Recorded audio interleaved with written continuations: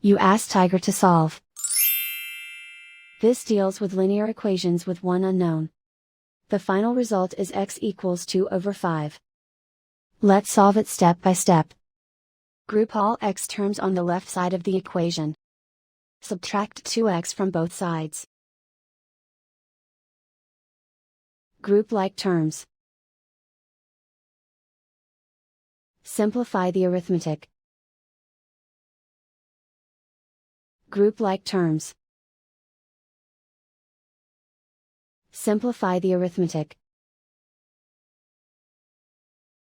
Group all constants on the right side of the equation. Subtract 6 from both sides. Simplify the arithmetic.